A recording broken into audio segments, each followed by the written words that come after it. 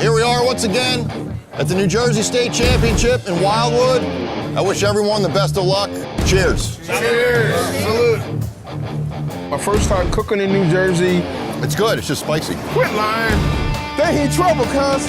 I'm telling you. The competition's always very stiff down here in Wildwood. I can't have Big Mo going back to Iowa saying he beat the 4-time champ. Ferg, you know, top notch. He's probably the one to beat this weekend. We're Finn's finest. We placed top 10 in every year except one. It was the worst feeling. You're disqualified. It's nonsense. My alarm never went off. This could be the Guru's weekend.